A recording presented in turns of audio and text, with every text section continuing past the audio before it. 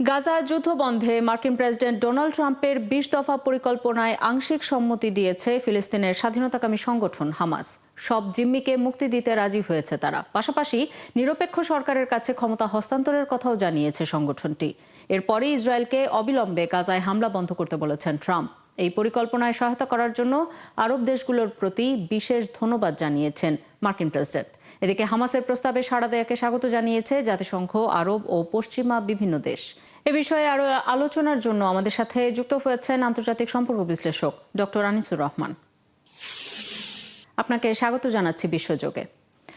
Doctor Anisur Rahman, এই যে Israeli জিম্মিদের মুক্তির বিনিময়ে হামাস কিছু শর্তে রাজি হয়েছে ট্রাম্পের ২০ দফা প্রস্তাবের, এই যে বিনিময়, এক্ষেত্রে হামাসের কি কি দাবি আসতে পারে আপনার কি মনে হয়? জি, আপনাকে ধন্যবাদ। ৭ অক্টোবর ২০২৩ সাল থেকে গাজায় যে নৃশংস একটি মানবতা বিরোধী হত্যাযজ্ঞ অনুষ্ঠিত হয়েছিল, তার বিপরীতে ট্রাম্পের আজকের ২০ দফা বা 20 points is a good signal for solving the crisis. এই ক্রাইসিসটি সলভ করার জন্য এই ২০টি পয়েন্ট খুব গুরুত্বপূর্ণ এবং সবচেয়ে ভালো দিকটা হলো যে হামাস এইটাকে আংশিকভাবে আপনার হলো যে অ্যাকসেপ্ট করেছে। অ্যাকসেপ্টেন্সের প্রথম যে বিষয়টি সেটা হলো যে প্যালেস্টাইন এই গোষ্ঠীর কাছে যে সমস্ত ইসরায়েলের বন্দী আছে তাদেরকে মুক্তি দিতে হবে বা মুক্তি দেওয়ার একটা শর্ত আছে এবং সেখানে তারা সম্মত হয়েছে। কিন্তু আদার্স যে সমস্ত পয়েন্টস গুলো আছে সেগুলো কিন্তু আনসলভিং এবং সেই পয়েন্টস গুলোর কি ধরনের আপনার হলো যে রেসপন্স হবে সেটা আমাদের দেখতে হবে এবং ওয়েট করতে হবে। এর মধ্যে বেশ কিছু পয়েন্ট খুব গুরুত্বপূর্ণ। একটি হচ্ছে যে আর্মস ইস্যুসটা কিন্তু খুব গুরুত্বপূর্ণ। কারণ হচ্ছে যে আপনার প্যালেস্টাইন সশস্ত্র সংগঠনটি আপনার হলো যে আর্মস এর ব্যাপার আছে এবং তারা এই ইস্যুতে কি ধরনের পলিসি মেকিং করবে। দ্বিতীয়ত হলো যে এখানে একটি ইন্টারিম গভর্নমেন্ট প্রতিষ্ঠা করার জন্য প্রস্তাব আছে, যে ইন্টারন্যাশনাল অ্যাডমিনিস্ট্রেশনের ব্যাপারে একটা প্রস্তাব আছে। এই সমস্ত বিষয়গুলোতে আপনার হলো যে এই কি ধরনের রেসপন্স করবে বুথ সাইড, এটা আপনার হলো দেখার বিষয়। যেই প্রসঙ্গটি আপনি টানলেন যে একটা ইন্টারিম প্রশাসন গঠনের কথা বলা হয়েছে, যেটি ট্রাম্পের প্রস্তাব, সেটি হচ্ছে যে টনি ব্লেয়ার থাকবেন সেই প্রশাসনে এবং সেটি সভাপতিত্ব করবেন ট্রাম্প নিজে। এই প্রস্তাবে এরই মধ্যে হামাস কিন্তু বলেছে যে তারা পশ্চিমা শক্তির কাছে ক্ষমতা হস্তান্তরে রাজি নয়। তারা যেটি প্রস্তাব করছে সেটি হচ্ছে যে ফিলিস্তিনের যারা প্রতিনিধিত্ব করবে এবং তারাই ঠিক করে দেবেন, ফিলিস্তিনের মানুষ ঠিক করে দেবেন কারা ইন্টারিম গভর্নমেন্টে বা ইন্টারিম প্রশাসনে সেখানে থাকবেন। এই প্রস্তাবটি হামাসের। এক্ষেত্রে এই যে দ্বন্দ্ব দুই পক্ষের প্রস্তাবে, সেক্ষেত্রে সমঝোতার কোনো সুযোগ আছে বলে কি আপনার মনে হয়?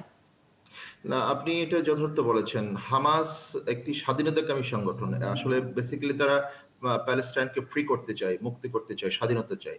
এখন ট্রাম্প প্রশাসনের পক্ষ থেকে যে প্রস্তাবটা দেয়া হয়েছে যে আপনার হলো পশ্চিমাদের দ্বারা প্রতিষ্ঠিত একটি ইন্টারিম গভর্নমেন্ট। এই ইন্টারিম গভর্নমেন্টকে হামাস অ্যাকসেপ্ট করবে না এবং আরব বিশ্বও যেটা মনে হচ্ছে যে এটা অ্যাকসেপ্ট করবে না। কারণ আরব নেতাদের সাথে ডোনাল্ড ট্রাম্পের যে কথা হয়েছে এবং ডোনাল্ড ট্রাম্পের যে ২০ পয়েন্ট, এটা নিয়ে কিন্তু একটা ডিবেট ইতিমধ্যে শুরু হয়েছে এবং আরব নেতাদেরকে অ্যাপ্রোচিং এমন যে আমাদের সাথে যে সমস্ত বিষয়গুলোতে কথা হয়েছে, ট্রাম্প কিন্তু ২০ পয়েন্টের মধ্যে আবার ডিফারেন্ট কথা বলেছেন। সুতরাং এগুলোতে কিন্তু অনেক প্রশ্ন থেকে যাচ্ছে এবং এটা ধরে নিতে পারেন যে এই ইন্টারিম গভর্নমেন্টটা যদি lead by Palestinian people, not lead by হামাসদের দ্বারা নিয়ন্ত্রিত না, বাট প্যালেস্টাইনিয়ান পিপল দ্বারা ব্যুরোক্রেট এবং সিভিল সোসাইটির দ্বারা যদি নিয়ন্ত্রিত সরকার হয়, সেক্ষেত্রে হামাস এই সরকারটাকে স্বাগত জানাবে বলে ধারণা করা যায়। কিন্তু ওয়েস্টার্ন প্যাক্ট ইন্টারিম গভর্নমেন্টকে হামাস সেই অর্থে অ্যাকসেপ্ট করবে না।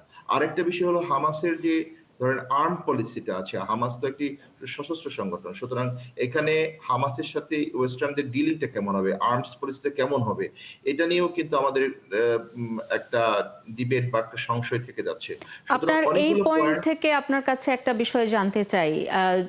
ডোনাল্ড ট্রাম্পের বা নেতানিয়াহুর এখন পর্যন্ত হামাসের বিষয়ে যতগুলো সিদ্ধান্ত তারা দিয়েছেন, যতবার কথা বলেছেন, তাদের সবচেয়ে বড় দাবি হচ্ছে হামাসকে নিরস্ত্রীকরণ করা এবং ট্রাম্পের ২০ দফা প্রস্তাবের প্রস্তাবের অন্যতম গুরুত্বপূর্ণ একটি প্রস্তাব হচ্ছে হামাসকে পুরোপুরি নিরস্ত্রীকরণ করতে হবে, অর্থাৎ তাদের অস্ত্র সমর্পণ করে একেবারেই আত্মসমর্পণের জায়গায় যেতে হবে এবং পরবর্তী যে প্রশাসন আসবে তারা হামাস যোদ্ধাদেরকে সুযোগ দেবেন, তারা চাইলে দেশের বাইরে চলে যেতে পারে, যে দেশে যেতে চায় তাদেরকে সেফ এক্সিট দেয়া হবে, আর যদি দেশে থাকতে চায় তাহলে অনেকটা মিলেমিশে থাকার মতো একটা সমঝোতার জায়গায় হামাসকে থাকতে হবে। এটি বরাবরই হামাস, এর আগেও এমন প্রস্তাব হামাসকে দেয়া হয়েছিল এবং তারা বরাবরই এই দাবিটিকে অস্বীকার করছে যে যতদিন পর্যন্ত ইসরায়েলের দখলদারিত্ব থাকবে ততদিন পর্যন্ত তারা অস্ত্র ত্যাগ করবে না। এবার আপনার সার্বিক পরিস্থিতি দেখে কি মনে হচ্ছে, পরিস্থিতি শেষ পর্যন্ত কোন দিকে যেতে পারে? হামাস কি শেষ পর্যন্ত এই দাবিতে রাজি হবে নাকি ট্রাম্পই নমনীয় হতে পারেন? না, এক্ষেত্রে দেখেন যে যদি স্বাধীন প্যালেস্টাইন গঠন করার জন্য যদি মার্চ করে, যে একটা স্বাধীন ভূখণ্ড হচ্ছে, প্যালেস্টাইন একটা স্বাধীন রাষ্ট্র হিসেবে আত্মপ্রকাশ করছে, সেক্ষেত্রে কিন্তু হামাসের অ্যাপ্রোচিং এর মধ্যে আপনার সফটনেস পাবেন, যে হামাস কিন্তু সেক্ষেত্রে তার যে অস্ত্রনীতি থেকে বের হয়ে আসার সম্ভাবনা থাকবে। কিন্তু যদি আপনার স্বাধীন প্যালেস্টাইন রাষ্ট্র গঠনের প্রক্রিয়ার মধ্যে যদি ধরেন কোনো ধরনের সংশয় দেখে, হামাস কিন্তু এই নীতি থেকে বের হয়ে আসবে না এবং হামাসের অস্ত্র আত্মসমর্পণ করবে না।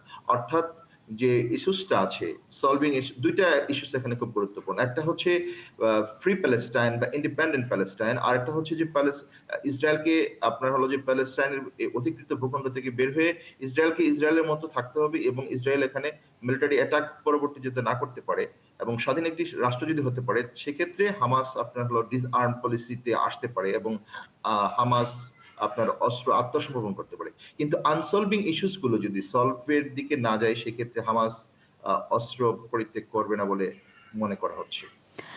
আপনাকে অসংখ্য ধন্যবাদ আমাদের সাথে যুক্ত হবার জন্য। দর্শক, আমাদের সাথে যুক্ত ছিলেন আন্তর্জাতিক সম্পর্ক বিশ্লেষক ডক্টর আনিসুর রহমান।